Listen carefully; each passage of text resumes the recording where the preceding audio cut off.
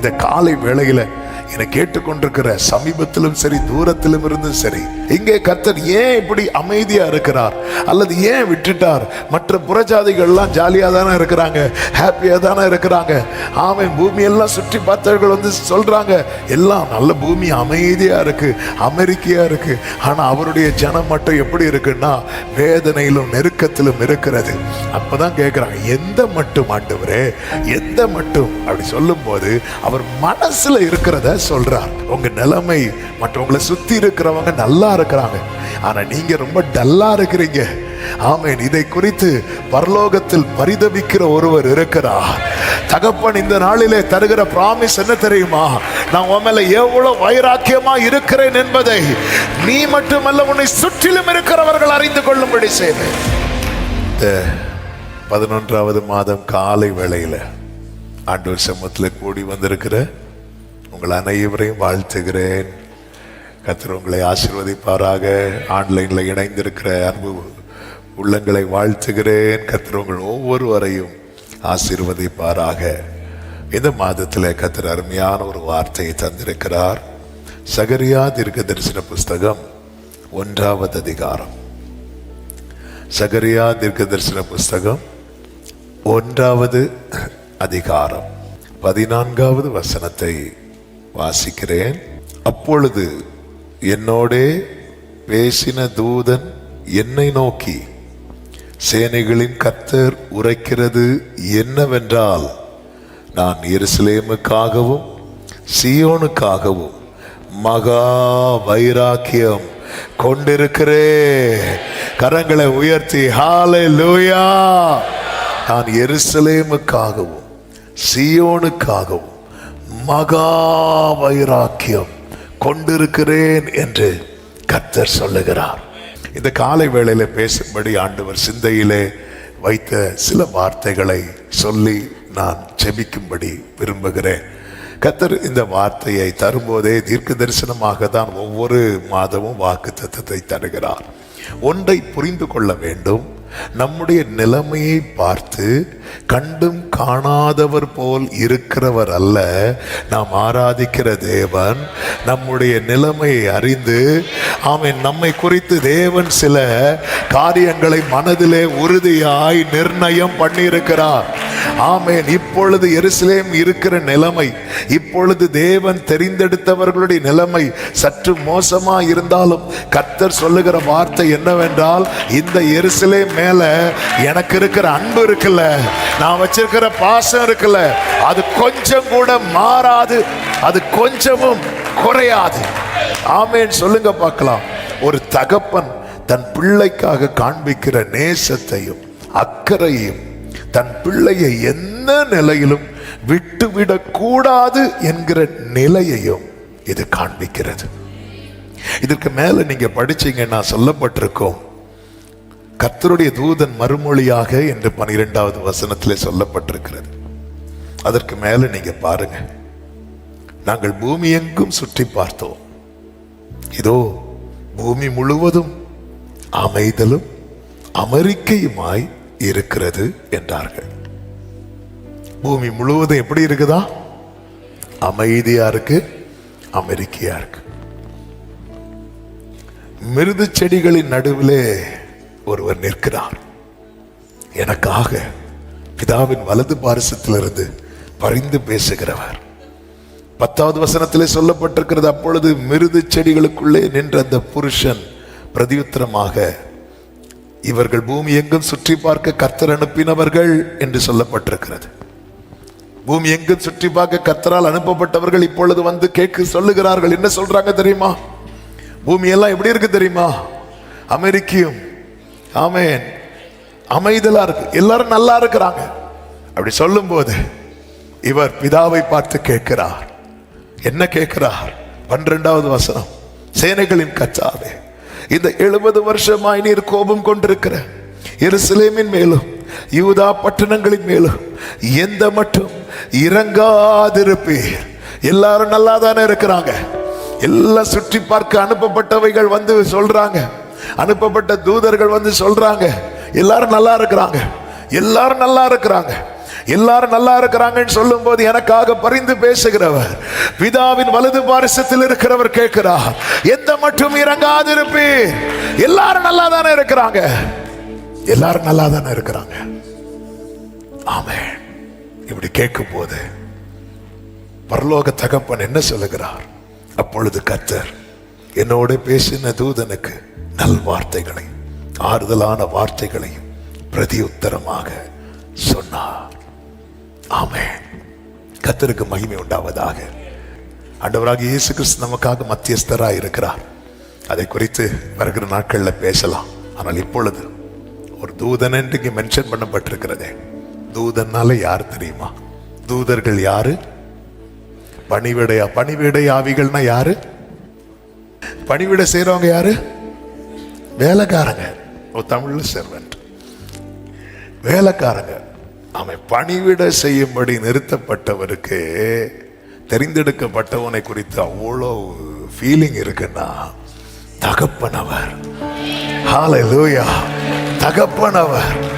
ஆமென், ஆமென். சீஷர்கள், ஒரு கானானிய ஸ்திரீ பாருங்கள், இயேசுவின் இடத்துல தன் மகளுக்காக வரா. ஆண்டவரே, தாவீதின் குமாரனை இறங்கும் என்று வேதம் சொல்லுகிறது. அவர் பிரதியுத்தரமாக ஒன்றுமே சொல்லாம போனாராம். உடனே சீஷர்கள் வந்து அவரை வேண்டிக் கொண்டார்களாம். ஆண்டவரே, அவளை அனுப்பிவிடுங்க ஆண்டவரே, அவர் ரொம்ப ஏக்கத்தோடு கேட்கிற, அனுப்பிவிடுங்கன்னு சொல்லி சீஷர்கள் வந்து வேண்டிக் கொண்டார்களாம்.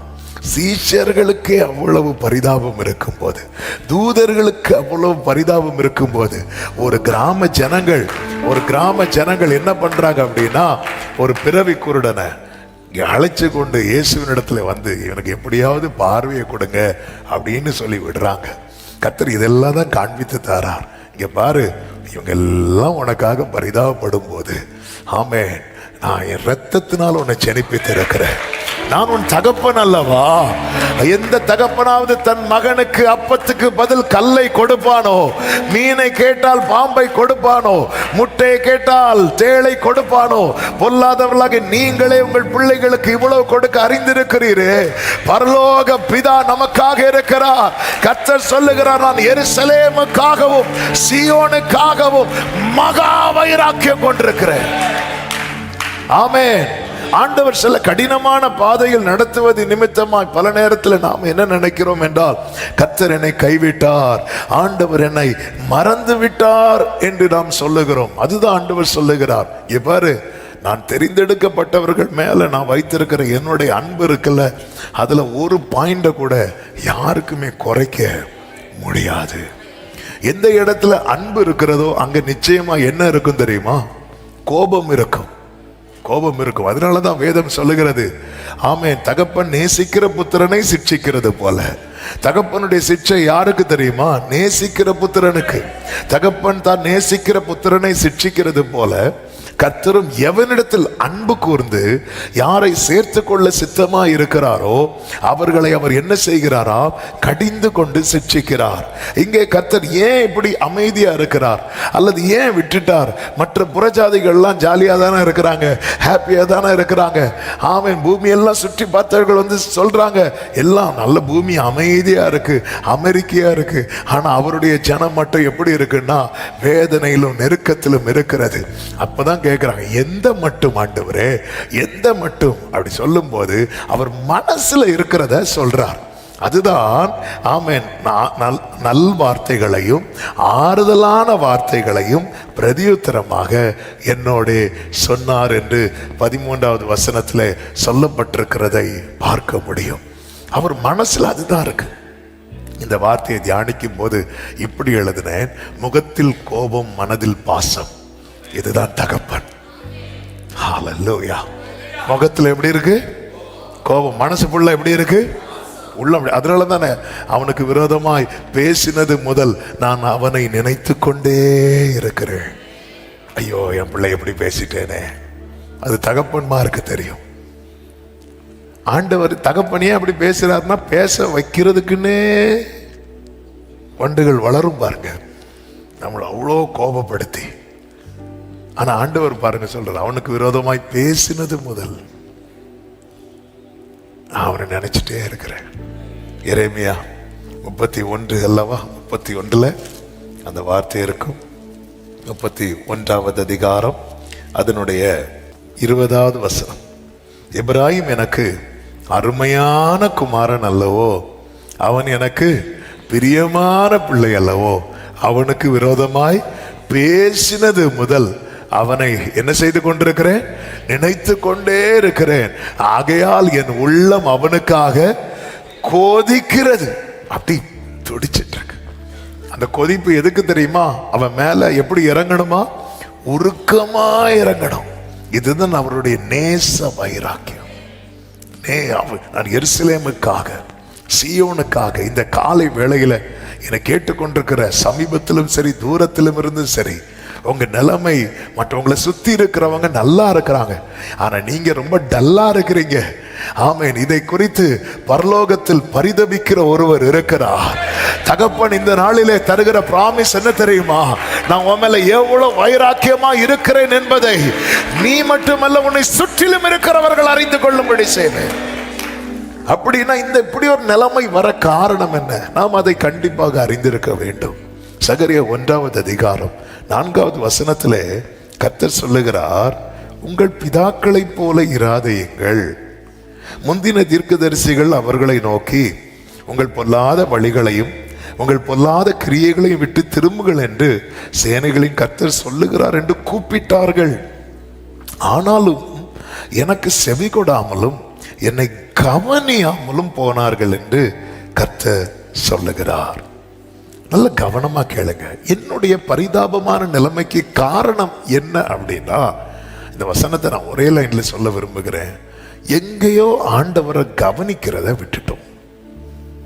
நம்ம எல்லாம் எப்படிப்பட்டவர்களா இருக்கிறோம் என்றால், நோக்கி பார்க்கிறவர்களா இருக்கிறோம். எப்பொழுது நமக்கு ஆபத்து வரும்போது, ஆபத்து காலம் என்ற ஒரு நிலை வரும்போது நோக்கி பார்க்கிறோம்.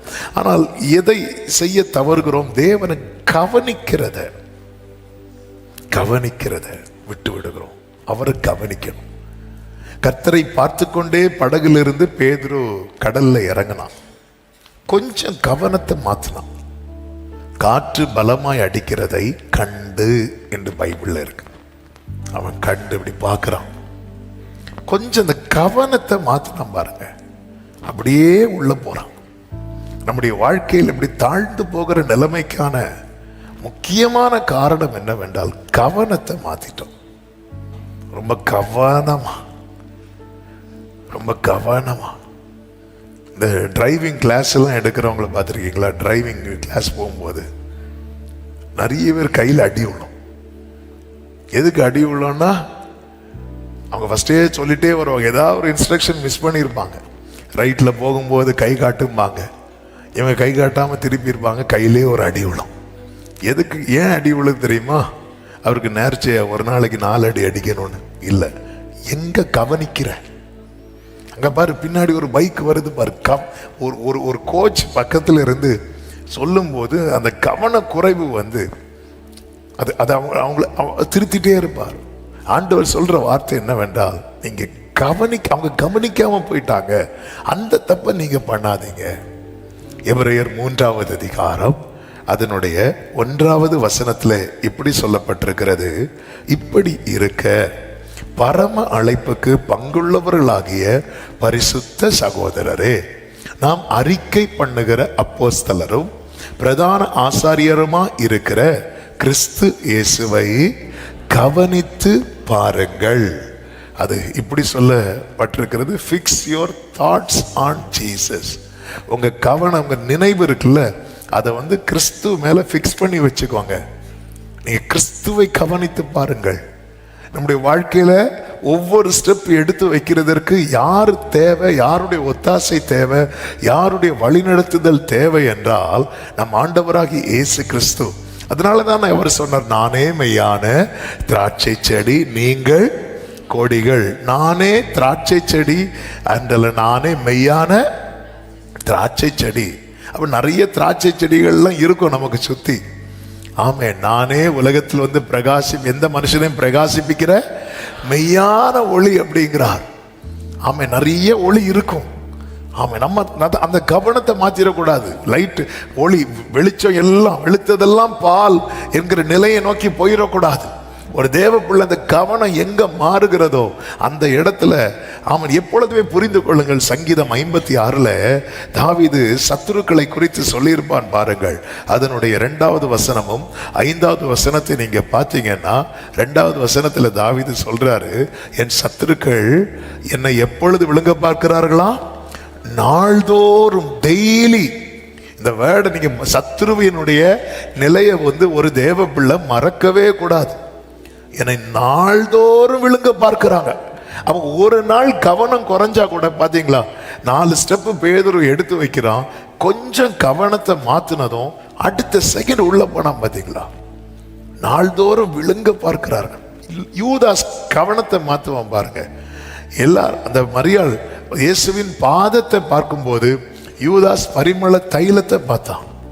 ஆமா, அந்த பாதத்தின் மேன்மையை அந்த ஸ்திரீ பார்த்தபோது யூதாஸ் இதை வித்தா எவ்வளவு கிடைக்கும், எவ்வளவு நம்ம எடுக்கலாம், அவன் மைண்ட் கொஞ்சம் கவனம் மாத்தினா சத்துரு தூக்கிட்டான். ஏன்னா நாள்தோறும் விழுங்க பார்க்கிறான். அவனுக்கு லீவு கிடையாது. நம்ம ஒரு நாள் ஆராதிச்சுட்டு 6 நாள் நம்ம ரெஸ்ட் எடுத்துட்டு இருக்கிறோம். அவனுக்கு லீவு கிடையாது. அவன் சுற்றி இந்த பக்கம் நன்மை செய்கிறவராய் இயேசு கிறிஸ்து எப்படி சுற்றி திரிகிறாரோ அப்படியே அந்த பக்கம் எவனை விழுங்கலாம் என்று வகை தேடி என்ன செய்கிறான்? சுற்றி திரிகிறான். சும்மா சுத்திட்டே இருப்பான். 5வது வசனத்திலே தாவீது இப்படி சொல்லுகிறார், எனக்கு தீங்கு செய்வதே அவர்கள் முழு எண்ணமாயிருக்கிறது.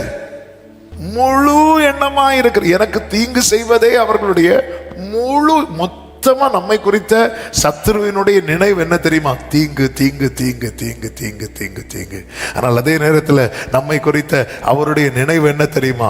எரேமியா 29:11 சொல்லப்பட்டிருக்கிறது, உங்களை குறித்த நினைவுகளை நான் அறிவேன், அவைகள் தீமைக்கு அல்ல, சமாதானத்துக்கு ஏதுவான நினைவுகளே. கரங்களை உயர்த்தி ஆமேன் சொல்லுங்க பார்க்கலாம். என் மேல நேச வைராக்கியம் பாராட்டுகிறவர் நினைவு என்னை குறித்த நன்மை. என்னை பிடிக்காத ஒரு சத்துரு இருக்கிற, அவனுக்கு ஏன் என்ன பிடிக்கல தெரியுமா? சத்துருவுக்கு ஏன் உங்களை பிடிக்கல தெரியுமா? நீங்க ரொம்ப அழகா இருக்கிறதுனாலயா? ஏன்னா உங்களை அவருக்கு ரொம்ப பிடிச்சதுனால. ஹல்லேலூயா. சத்துரு உங்களை ரொம்ப டார்கெட் பண்றான்னு புரிஞ்சுக்கோங்க, பரலோகத்துக்கு நான் ஃபேவரைட். நம்புறவங்க மட்டும் ஒரு ஆமேன்னு சொல்லுங்க. ஹல்லேலூயா. அதனால அவன் ரொம்ப டார்கெட் பண்றான். தாவீது சொல்றார்ல, நாள்தோறும். ஏன்னா கர்த்தர் தாவீதை எப்படி கண்டாரா? இருதயத்துக்கு போச்சு, முடிச்சு. யோபுவை டார்கெட் பண்ணா பாத்தீங்களா சாத்தான்? ஏன்னா பரலோகத்து டிஸ்கஷன்ல பூமி எங்கும் சுற்றி பார்த்துட்டு வரேன்னு சாத்தான் சொல்றான். ஆண்டவர் யோபுவின் நண்பர்கள் பேரை எதாவது எடுத்தாரா? இல்ல. அவனை என் தாசனாகி யோபுவை கவனம் பாத்தியா அவனை? ஆமே. அதான் வேடிக்கையா சொல்ல, இது மட்டும் யோபுவுக்கு தெரிஞ்சிருந்தா கொஞ்சம் சும்மா இருங்க ஆண்டவரே, நம்ம லவ் நமக்குள்ள இருக்கட்டும், வெளியே ஏன் காட்டுறீங்க? ஆமே. ஏன் சத்துரு இவ்வளவு டார்கெட் பண்றான்? விடவே மாட்டான் பாருங்க. நம்ம வாலிப பிராயத்துல நம்மளை அட்டாக் பண்ண பார்ப்பான். அடுத்து நம்முடைய தலைமுறை எழும்பும் போது தலைமுறை மேல அட்டாக் பண்ண. ஏன் இவ்வளவு வெறி? ஏன் இவ்வளவு பிரச்சனை? ஏன்னா கர்த்தர் நம்மை விரும்பி தெரிந்தெடுத்திருக்கிறார். ஒரு சத்தியத்தை கேளுங்கள், நம்மை குறித்து மொத்த தீமையை நினைச்சிட்டு இருக்கிறான் தெரியுமா? அவன் யுத்தத்துல தோற்றவன். நம்மை குறித்து நன்மையை நினைச்சிட்டு இருக்கிறார் தெரியுமா? அவர் யுத்தத்துல ஜெயித்தவர். அவர் தான் நமக்கு பிராமிஸ் பண்ணுகிறார், நான் எருசலேமுக்காகவும் சீயோனுக்காகவும் மகா வைராக்கியமாக இருக்கிறேன். நல்ல கரங்களை தட்டி ஆமென் சொல்லுங்க பார்க்கலாம். ஆண்டவர் விரும்புகிற வார்த்தை கவனம் செலுத்துங்கள், கிறிஸ்துவை கவனித்து பாருங்கள். ஆமென். இந்த காலை வேளையில ஆமென், உங்க கண்களையும் உங்க கவனத்தையும் கிறிஸ்துவின் மேல். எபிரேயர் 12:1 fix your eyes on Jesus. எபிரேயர் 3:1 fix your thoughts on Jesus. உங்க கண்களையும் உங்கள் கவனத்தையும். சிலர் பார்த்துருக்கீங்களா? பார்த்துட்டே இருப்பாங்க, ஆனா கவனம் வேற எங்கேயா இருக்கும். கேட்கும்போது கூட எப்படி இருப்பீங்க தெரியுமா? கவனம் எங்க இருக்கும் தெரியுமா? வேற. இப்போ 10 பேர் எழுப்பி விட முடியும் எனக்கு, ஆனா நமக்கு அப்ப நமக்கே தெரியுது அப்படின்னா.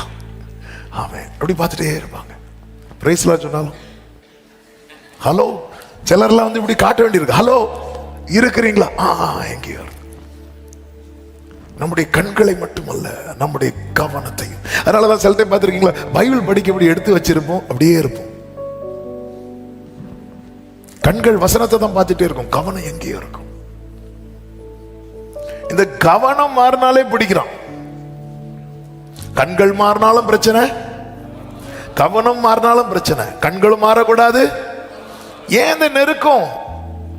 ஆண்டவருக்கு கோபத்தை பார்த்தீங்களா? என் பிள்ளை என்ன கவனிக்கல. இது வந்து நேச கோபம். அதான் சொன்ன, முகத்துல கோபம். இப்ப ஆன்லைன்ல இருக்கிறவங்களுக்கு மட்டும் மைக் இருந்தா சத்தமா சொல்லியிருப்பாங்க. ஆமே, முகத்துல கோபம். கொஞ்சம் சத்தமா சொல்லுங்க, முகத்துல கோபம். இதான் என் அப்பா. நான் அப்பாவை பத்தி பேசிட்டு இருக்கிறேன். பிள்ளைங்க சும்மா இருக்க மாட்டாங்க, சத்தமா ஆர்ப்பரிப்பாங்க. ஹல்லேலூயா. ஆமென். ஆண்டவருடைய விருப்பம் என்ன தெரியுமா? இந்த உள்ளத்துல இருக்கிற பாசத்தை முகத்துல கொண்டு வரணும்னு விரும்புறார். அதுக்கு நான் என்ன பண்ணணும்? அது இளையகுமாரன் மாதிரி திரும்பிடணும். ஆமென். ஹல்லேலூயா. அந்த இளையகுமார் நினைச்சிருப்பான், ஆனாலும் அப்பா என்ன தேடி வரல. இல்ல, ஆமென். நல்லா புரிந்து கொள்ளுங்கள். நமக்கு வழி தெரியும், ஆடுக்கு வழி தெரியாது. நம்ம ஆடை போல வழி தப்பி போகணும். தேடி வந்தார், மெய்ப்பனாய் தேடி வந்தார். இப்போ பிள்ளையாக்கிட்டார், பிள்ளைங்கிற அதிகாரத்தை கொடுத்துட்டார். இனி நான் தான் வரணும் அப்பா கிட்ட. அதனாலதான் 2-3வது வசனத்திலே சொல்லப்பட்டிருக்கிறது, ஆகையால் நீ அவர்களை நோக்கி சேனைகளின் கர்த்தர் உரைக்கிறது என்னவென்றால், என்னிடத்தில் திரும்புங்கள் என்று சேனைகளின் கர்த்தர் சொல்லுகிறார், அப்பொழுது நான் உங்களிடத்திற்கு திரும்புவேன் என்று சேனைகளின் கர்த்தர் சொல்லுகிறார். மறுபடியும் இந்த சகரியா 1ல எத்தனை கர்த்தர் வருதுன்னு வீட்டில் போய் பாருங்க. அவர் திரும்ப திரும்ப பேசிட்டே இருக்கிறார்.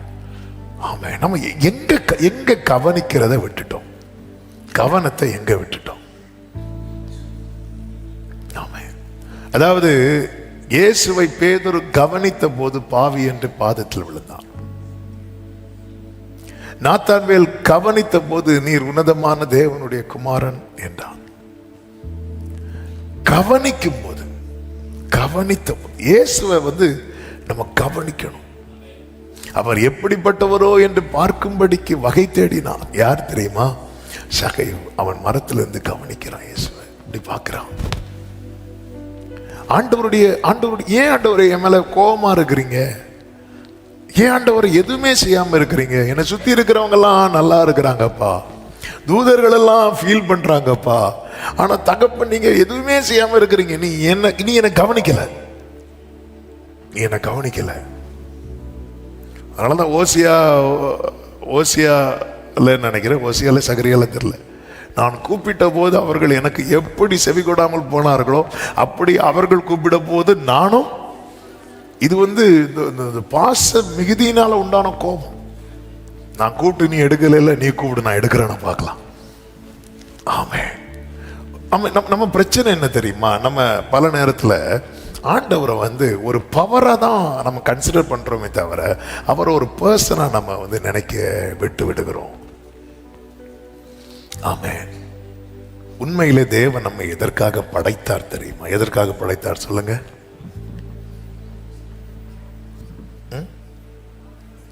சத்தமா தெரிஞ்சா சொல்லுங்க. அவரை பாடுபடுத்தவா? எதுக்காக படைத்தார் தெரியுமா? நமக்குள்ளே அவர் வாசம் பண்ண விரும்புகிறார். ஆண்டவருடைய படைப்பிலே தெரியும். ஆதாம படைப்பார்ல, படைச்சிட்டு என்ன தெரியுமா சொல்லுவார்? மனிதன் தனிமையா இருப்பது நல்லதல்ல. எஸ், அவர் தனியா தான் இருந்தார். அவர் தனியா இருக்கிறது பிடிக்காம தான் மனுஷனையே படைத்தார். ஆமே. அவருடைய அன்பை காண்பிப்பதற்காக. அது ஆண்டவருக்கு தெரியாத, படைக்கிறதுக்கு முன்னாடியே தெரியாது. அவர் சர்வ ஞானி அல்லவா? அவருடைய ஃபீலிங்ஸை வெளிப்படுத்துறார் பாருங்க. அங்கே ஆதாமுக்கு ஒரு ஏவாளை படைத்து விட்டு எபேசியர்ல இந்த ரகசியம் பெரியது. என்ன ரகசியம்? நான் கிறிஸ்துவை குறித்தும் சபையை குறித்தும் பேசுகிறேன். இதுதான் அதுக்கு பின்னாடி இருக்கிற ரகசியம். ஆண்டவர் சொல்றார், பார்த்து பாரு, எல்லாமே நல்லது, இது மட்டும் நல்லா இல்ல பாரு. இதை மனுஷனுக்கு ஆண்டவர் உணர்த்துறார். ஆனா பாவம் செய்து தேவனை தனியாக விட்டு போய்விட்டான். அவன் தனியா போகல, தேவனை தனியாக விட்டுட்டு போயிட்டான். கெத்செமனே தோட்டத்துல இயேசுவை தனியா விட்டுட்டு போயிட்டாங்க. ஆமென். ஆண்டவர் அதனாலதான் இந்த ரெண்டு நாம் வைராக்கியமா இருக்கிற நீங்க சகரியா முழுவதும் நீங்க போய் படிக்கணும். ஆண்டவர் விரும்புறதே அதுதான்.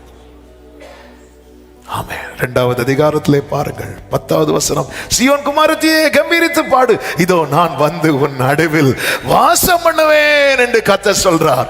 அப்ப இவ்வளவு நிலைமைக்கு காரணம் என்ன தெரியுமா? அவர் இல்ல. அவர் ஏன் இல்ல? நீ அவரை கவனிக்கல. கர்த்தர் நம்மை துதிக்கும்படி ஏற்படுத்தினார். ஏற்படுத்தப்பட்டு துதிக்கிற, ஆனா உண்டாக்குனது எதுக்கு தெரியுமா? அவரோடு வசிக்க. ஆமென் சொல்லுங்க பார்க்கலாம். லேவியராகமம் 26வது அதிகாரம், இந்த ஒரு வசனத்தை வாசித்து நம்ம ஜெபிக்க போகிறோம். லேவியராகமம் 26வது அதிகாரம், அதனுடைய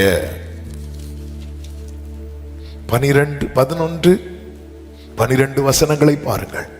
உங்கள் நடுவில் என் வாசஸ்தலத்தை ஸ்தாபிப்பேன், என் ஆத்துமா உங்களை அரோசிப்பதில்லைன்னா, இங்க பாரு, அதான் நான் ஆரம்பத்தில் சொன்னேன், கொஞ்சம் என் மனசு உங்களை வெறுக்காதுப்பா அப்படிங்கிறார். ஆமே, என் மனசுலாம் உங்களை வெறுக்காது. என் மனசு என்ன விரும்பு தெரியுமா? நம்ம சேர்ந்து இருக்கணும். இளையகுமாரன் வந்ததும் வேலைக்காரங்களை தங்க வைத்த இடத்தில் மகனை அனுப்பவில்லை. மகன் அங்க போய் இருந்து சாப்பிட்டுட்டு போலான்னு தான் வந்தான். ஆனா தகப்பன் வீட்டுக்குள்ளே விடுகிறார். அதான் இந்த வேர்டை நீங்க நல்லா புரிஞ்சுக்கோங்க. ஆண்டவரே என்னை ஏண்டவர் இவ்வளவு ஸ்ட்ரிக்டா நடத்துறீங்க? ஏண்டவர் முகத்துல முன்னு வச்சுட்டு இருக்கிறீங்க? என் ஆத்துமா உங்களை ரோசிப்பதில்லை, என் மனசு உங்களை வெறுக்காது. அதான் முகத்தில் கோபம்.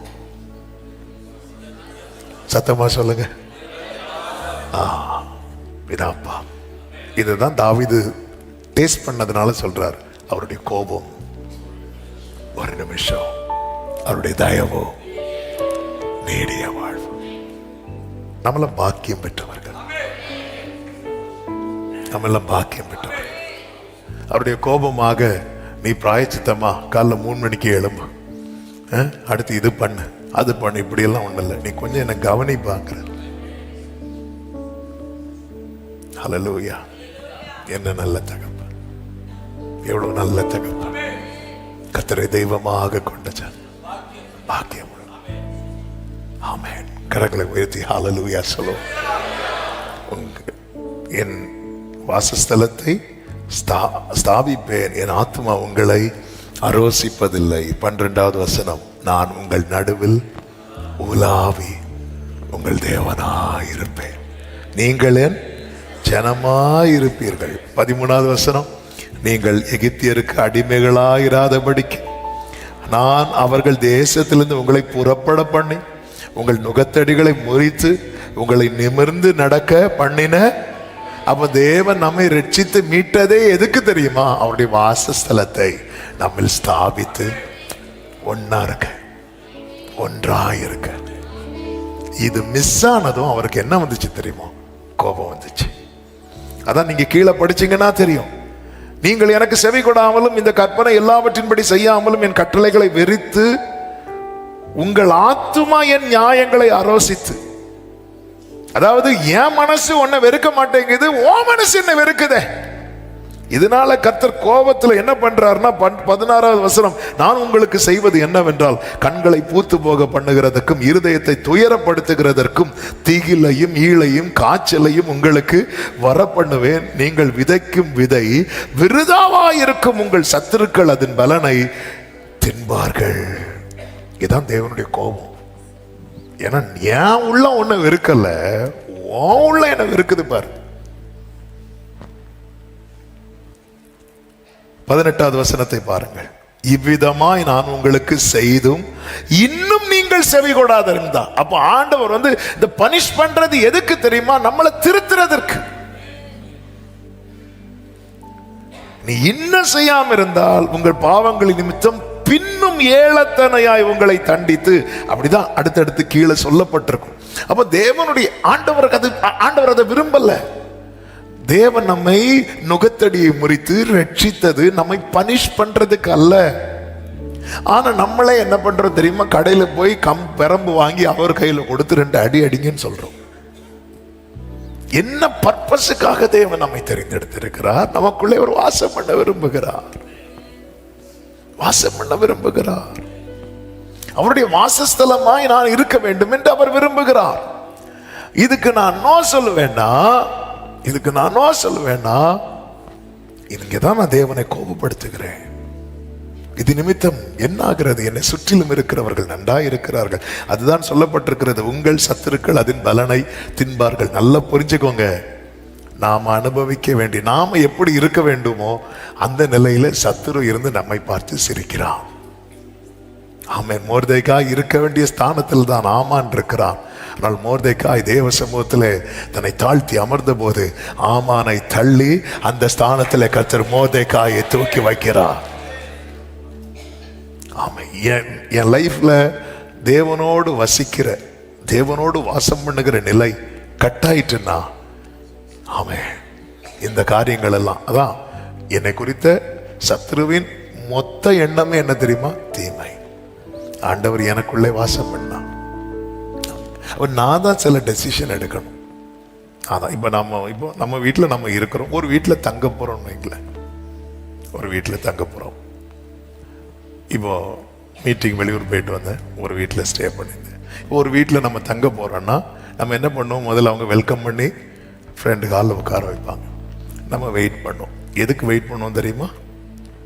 நெக்ஸ்ட் நம்மளா போய் என்ன பண்ண மாட்டோம்? ஒரு வீட்டில் போய் எங்க ரூம் இருக்கு, எங்க வாஷ்ரூம் இருக்கு, இப்படியெல்லாம் நம்ம போக மாட்டோம். நம்மளை எந்த இடத்துல உட்கார வைக்கிறாங்களோ அந்த இடத்துல வெயிட் பண்ணிட்டே இருக்கும். அவங்க தான் என்ன பண்ணணும் அப்படின்னா நம்மளை கூட்டிட்டு போகணும். இது உங்க ரூம், இது பண்ணுங்க, இதை யூஸ் பண்ணுங்க. அப்போ நமக்கு எந்த ரூம் கொடுக்குறாங்களோ அந்த ரூம் என்ன பண்றாங்க, நமக்கு ஏத்தா போல என்ன பண்றாங்கன்னா நீட் பண்ணி வைக்கிறாங்க. நான் அவருடைய வாசஸ்தலமா அவர் விரும்புறாருன்னா நான் தான் அவரை இன்வைட் பண்ணணும். இன்வைட் பண்ணிட்டு நான் என்ன பண்ணணும்னா, நான் தான் இப்போ ஒரு வீட்டுக்கு போறாங்க, எதுக்குனாலுமே நம்ம வெயிட் பண்ணல. ரொம்ப நேரம் ஒரு வீட்டில் நம்ம வீட்டில் நின்றுட்டு இருந்தோம்னா நமக்கு என்ன தோணும்னா, சரி நம்மளை உட்கார வைக்க மாட்டாங்களா அப்படின்னு தோணும். அப்போ அந்த டைம் கொஞ்சம் உட்காருங்க, ரொம்ப நேரம் நிற்கிறீங்க, உட்காருங்க, உட்காந்தாச்சு. அடுத்து நம்ம கொஞ்ச நேரம் இருக்கும்போது தொண்டெல்லாம் வரலும் போச்சு, நம்ம குடிக்க ஏதாவது கொடுக்க மாட்டாங்களா அப்படின்னு தோணும். குடிக்க ஏதாவது கொடுப்பாங்க, திருப்பியும் கொஞ்ச நேரம் உட்காந்துட்டு இருக்கும்போது நமக்கு கொஞ்சம் ரிஃப்ரெஷ் ஆகணும்னு தோணும். அப்போ நம்மளை அப்படியே இருப்போம், அவங்க நம்மகிட்ட எதாவது கேட்க மாட்டாங்களா, வாஷ்ரூம் ஏதாவது போறீங்களா, நம்ம கிட்ட கேட்க மாட்டாங்களா அப்படின்னு இருக்கும்.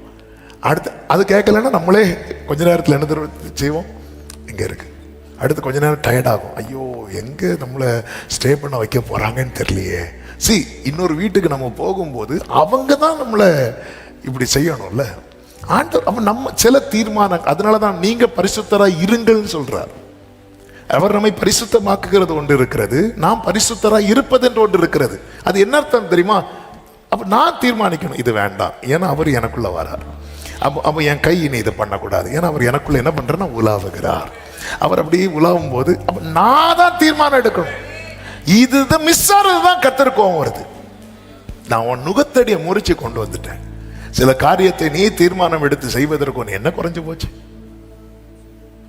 நான் பரலோகத்தை வாசஸ்தலமாய் கொண்டிருக்கிறேன். நான் அதை விட்டு விட்டு உன்னை வாசஸ்தலமாய் தெரிந்தெடுத்து வரும்போது நீ என்னடானா என்ன ஃப்ரெண்ட்லேயே விட்டுட்டு, ஆண்டவரே நீர் என் புரைக்ககத்துக்கு வரான், நான் போராத்தவன், நீ வாழ்க்கை ஃபுல்லா இப்படியே சொல்லிட்டு இருப்பியா? நீ கடைசி வரை என்ன உன் புரைக்குள்ள உன் வீட்டுக்குள்ள கூப்பிடவே மாட்டியா? நீ நான் விடுகிறேன் வீட்டுக்கு வர, நான் பாத்திரவானே அல்ல. வீட்டுக்குள்ள கூப்பிட்டா நிறைய மாற்ற வேண்டி இருக்கிறது, அதனால ஃப்ரெண்ட்லயே வச்சு சல்யூட் போட்டு விட்டுருவோம். இல்ல, சகைவிட்டு சொல்ற, நான் உன் வீட்டுக்கு வரேன். சகை வாங்காண்டவரே, கொஞ்சம் வெயிட் பண்ணுங்க, அப்ப கொஞ்சம் நீட் பண்ணிட்டு தரேன், வீட்டை கொஞ்சம் நீட்டாக்கிட்டு தரேன். இதுதான் நீங்க இப்படி மட்டும் செஞ்சு பாருங்க. ஆண்டவரே நீர் என்னில் வாசம் பண்ணுவதற்கு என்ன தடையும்? அப்போ ஒரு தேவ பிள்ளை புரிந்து கொள்ளணும், இன்னைக்கு நான் இப்படி ஒரு தாழ்வான நிலையில் இருக்கிறேன்னா நான் எவ்வளோ, நம்ம என்ன பண்றது, அவங்க நல்லா இருக்கிறாங்க, இது ஆண்டவருக்கு உண்மையிலேயே எப்படிங்க இருக்கும்? அதாவது நீ உங்க பிள்ளை பட்டினியா இருந்து இன்னொரு பிள்ளை நல்ல வயிறு நிறைய சாப்பிடுதுன்னா உங்களுக்கு அது எப்படி இருக்கும்? வெளியே காட்டாட்டால் உங்க மனசு எப்படி இருக்கும்? பொல்லாதவர்களாக நமக்கே எப்படி இருக்கும்போது, ஆமா, பரலோக தகப்பன் எப்படிங்க இருக்கும்? அந்த அந்த அதான் வைராக்கியம் அவருக்கு, அதான் வைராக்கியம். கர்த்தர் நம்மிடத்துல கவனத்தை திருப்புங்கள். கிறிஸ்துவின் இடத்துல உங்க வாசஸ்தலம் எப்படி இருக்கிறது? ஆமென். யோபுக்கு சொல்லப்பட்ட வார்த்தையை சொல்லி ஜெபிக்கிறேன். உம்முடைய கூடாரம் சமாதானத்தோடு இருக்க காண்பீர். உம்முடைய வாசஸ்தலத்தை விசாரிக்கும் போது குறைவை காண மாட்டேன். அவர் வாசம் பண்ணணும். என்னை கர்த்தர் அதுக்காகவே வைத்திருக்கிறார். அது மிஸ் ஆனதும் எனக்கு வாழ்க்கையில நிறைய மிஸ் ஆயிட்டு. எனக்கு வர வேண்டிய சௌக்கியம் ஆரோக்கியம் வரவில்லை, எனக்கு வர வேண்டிய நன்மை வரவில்லை. அதன் பலன் இன்னொரு ஆள் அனுபவிச்சுட்டு இருக்கிறாங்க. நான் வியாதியா இருக்கிறேன், சத்துரு ஆரோக்கியமா இருக்கிறான், இன்னொருத்தங்க ஆரோக்கியமா இருக்கிறான். நான் தாழ்வு நிலையில் இருக்கிறேன், அவன் உயர்த்தப்பட்ட நிலையிலிருந்து என்னை பார்த்து சிரிக்கிறான். ஆமே, நான் வருத்தப்படுகிறேன், அவன் பலன் அவனுக்கு நிறைவாய் கிடைத்து கொண்டிருக்கிறது. இது எனக்கு வருத்தம் இருக்குதோ இல்லையோ, என் அப்பாவுக்கு ரொம்ப வருத்தமா இருக்கு. நீ இல்லடா அப்படி இருக்கணும், நீ இல்லடா அப்படி இருக்கணும், ஒன்னதானே நான் அப்படி வைக்கணும்னு விரும்புறேன். என்னாச்சு உனக்கு? நீ திரும்ப உன் கவனத்தை அவர் மேல வை. இந்த மாதத்தில், இந்த 11வது மாதம், இந்த வார்த்தைக்கு உங்க செவியை சாயுங்கள். உங்க வாழ்க்கையை கர்த்தர் ஆசீர்வதிக்கிறதை எல்லா கண்களும் காணும். கர்த்தர் உங்களை சாட்சியாய் நிறுத்துவார். எல்லாரும் கண்களை மூடி ஜெபிக்கலாமா? நல்ல தகப்பனே, நன்றி ஆண்டவரே. ஹல்லேலூயா, ஹல்லேலூயா, ஹல்லேலூயா. அப்பாவும் தீரு சித்தம் என் அன்றாட உணவையா நான் தப்பாமல் பாதம் தினம் எப்போதும். முடிந்தால் முழங்கால் படிக்கிட்டு ஒரு 2 நிமிஷம். ஆண்டவரே, என் வாழ்க்கை உம்முடைய வாசஸ்தலமாய் அப்படியே. என்னுடைய இந்த நிலைமைக்கு காரணம் நான் உங்களை கவனிக்கிறத விட்டுட்டேன்ப்பா. நான் நினைச்சேன் நீ அவ்வளவுதான் என்னை தள்ளிட்டீங்க. இல்ல, உங்க உள்ளத்துல என் உள்ளம் ஆரோசிப்பதில்லை, உங்க மனசுல பாசம் இருக்கு. அத கர்த்தர் வெளியே கொண்டு வர விரும்புறேன். ஏன் இந்த வியாதி பலவீனம் இருக்கும், பலனே இல்லை. அன்பு சொல்றார், நான் உன்னை எதுக்கு தெரிந்தெடுத்தேனே நீ மறந்துட்டியே. என்னுடைய வாசஸ்தலமா இருக்கும். நீ என்ன ஃப்ரெண்டு ஹாலோட நிறுத்திட்டியே, என்னை இன்வைட் பண்ணவே இல்லையே. நான் வாசற்படியில் நின்று கதவை தட்டி கொண்டே இருக்கிறேன். வாசற்படியில் நின்று, எனக்கு வீடு உண்டுப்பா, என் பிதாவின் வீட்டில் அநேக வாசஸ்தலங்கள் இருந்தும் ஒன்ன தெரிந்தெடுத்தேன் பாரு. ஏன் தெரியுமா? எனக்கு ஒன்னு அவ்வளவு பிடிக்கும்.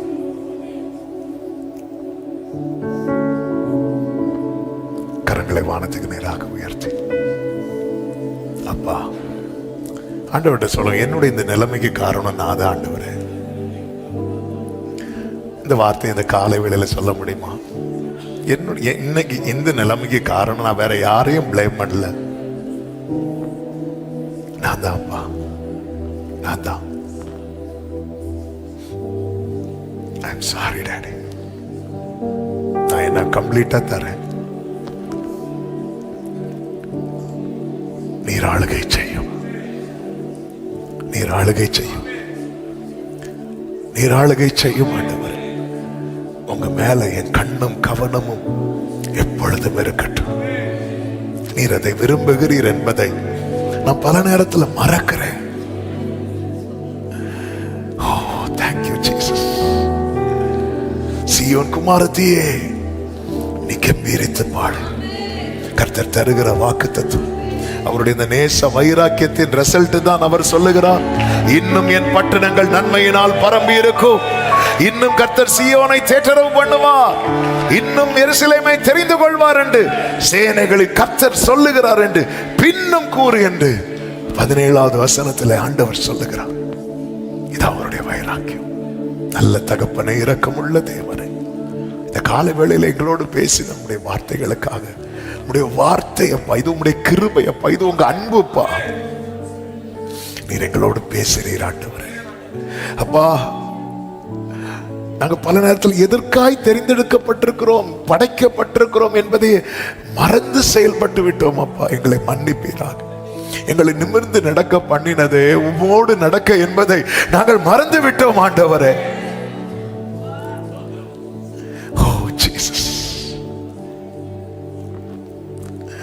ஆமென். வாக்கு தத்தத்தை மனசுல வச்சோம், வாக்கு தந்தவரை மனசுல வைக்க விட்டு விட்டோமே அப்பா. உமக்குள்ளதான் அந்த வாக்கு தத்தமே இருக்கிறது என்பதை ஆண்டவர் நாங்க புரியாம விட்டு விட்டோமே ஆண்டவர். இவ்வளவு நாங்க பண்ணியும் உங்க மனம் எங்களை வெறுக்கலையேப்பா. ஏன் ஆண்டவரே என்று கேட்டா நீங்க சொல்லுவீங்களே, நான் மனிதன் அல்ல, நான் தேவனாய் இருக்கிறேன். எங்களிடத்துல ஏதோ 1-2 செயல் வெளிப்பட்டதும் மனுஷங்க மனது அளவுல வெறுக்கிறாங்கப்பா. ஆனா நாங்க எவ்வளவோ துரோகம் செய்தும் நீர் முகத்துல சில நேரத்துல கோபத்தை காட்டினாலும் உங்க மனதுல நீங்க எங்க மேல பாசத்தை இன்னும் வைத்திருக்கிற உங்களுடைய அன்புக்காக நன்றி ஆண்டவரே, நன்றி ஆண்டவரே.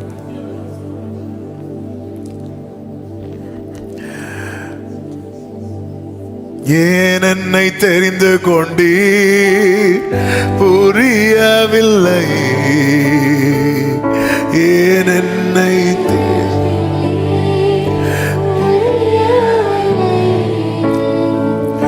ஏன் என்னை தெரிந்து கொண்டீர், ஏன் என்னை உயர்த்தினீர் புரியவில்லை. ஆடுகள் பின்னே அலைந்து திரிந்தே,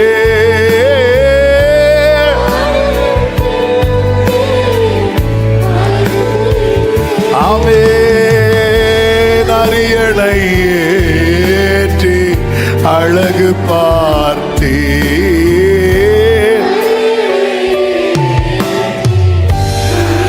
ஆமென். நான் கண்ட மேன்மைகள் எல்லாம் உங்கரத்தினீவு, நான் பார்க்கும் உயர்வுகள் எல்லாம் நீர் இன்னும் தயவு.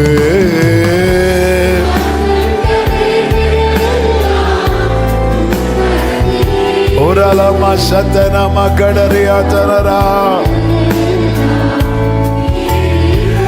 ஆமென். யாரும் அறியாத என்னை தேடி வந்தவரே,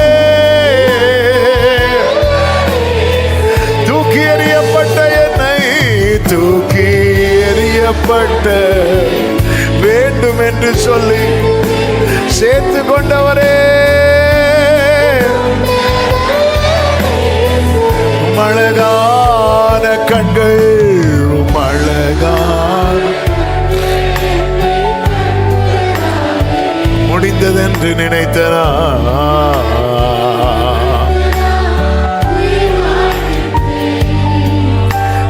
அழகான கண்கள் முடிந்ததென்று நினைத்தனா. நல்ல தகப்பனை, இரக்கமுள்ள தேவன், எங்க மேல நீர் வைத்திருக்கிற அந்த நேச வைராக்கியத்துக்காக நன்றி. எங்கள் கவனம் உம்மிடமாய் திருப்பப்படுவதாக, உண்மையே நோக்கி உண்மையே கவனித்து உம்முடைய வாசஸ்தலமாய் எங்கள் வாழ்க்கை இருக்க கிருபை. உங்களை நாங்க வெளியே விட்டு கதவை தட்ட வைக்க கூடாது. ஆமென். அவர் இயேசு இந்த வீட்டில் இருக்கிறார் என்று கேள்விப்பட்டு என்று சொல்லப்பட்டதுபடி எங்களுக்குள்ள நீங்க இருக்கணும். ஆளுகை செய்வீராக. ஒவ்வொருவருக்குள்ள இந்த வார்த்தை பேசட்டும்பா, பேசட்டும். எங்க பிரச்சனைக்கெல்லாம் காரணம் நாங்க தான். எங்களுடைய நிர்விசாரங்கள், கவனக்குறை எங்களை மன்னித்து எங்களை மாற்றும். ஒவ்வொருவரையும் ஆட்கொள்ளும். இந்த மாதம் ஒவ்வொருவருக்கு நன்மையாய், ஆசீர்வாதமாய், ஆரோக்கியமாய் இருக்க கர்த்தர் கிருபை செய்யும். நல்ல சுகம், பலன், ஜீவன், கிருபைகளை கொடுத்து காத்துக்கொள்ளும். போக்கிலும் வரத்திலும் பாதுகாத்துக் கொள்ளும். தேவைகளை சந்தியும், குறைகளை நிறைவாக்கும். காரியங்கள் வாய்க்கப்படட்டும், வாசல்கள் திறக்கட்டும். எல்லா குடும்பங்களிலும் ரட்சிப்பின் கம்பீர சத்தம் கேட்கட்டும். கர்த்தரின் வலதுகரம் உயர்ந்திருக்கட்டும். நிர்மூலமாக்க நினைக்கிற சத்துரு நிர்மூலமாகி போவானாக. கர்த்தருடைய கிருபை உம்முடைய பிள்ளைகளை சூழ்ந்து கொள்வதாக. எல்லா ஊழியங்களை ஆசீர்வதியும், மேன்மைப்படுத்தும். உம்முடைய நாமத்தை மகிமைப்படுத்தும். கன மகிமை துதி ஸ்தோத்திரங்கள் எல்லாம் ஒருவருக்கே செலுத்துகிறோம். இரட்சகர் இயேசு கிறிஸ்துவின் நாமத்தில் பிதாவே, ஆமென். செய்து சத்தமாய் சொல்லுவோம். என் ஆத்துமாவே கர்த்தரை ஸ்தோத்திரி, முழு உளமே அவருடைய பரிசுநாமத்தை ஸ்தோத்திரி. என் ஆத்துமாவே கர்த்தரை ஸ்தோத்திரி, கர்த்தர் செய்த சகல உபகாரங்களை மறவாதே. ஆமென். நம்முடைய கர்த்தராகிய இயேசு கிறிஸ்துவின் கிருபையும், பிதாவாகிய தேவனுடைய அன்பும், பரிசுத்த ஆவியானவருடைய ஐக்கியமும் சிநேகமும் பாதுகாவலும் நம் அனைவரோடும், எல்லா பரிசுத்தவான்களோடு கூட கர்த்தருடைய வருகை மட்டும் தங்கியிருப்பதாக. ஆமென். ஹல்லேலூயா. God bless you. கர்த்தர் உங்களை ஆசீர்வதிப்பாராக. ஆமென்.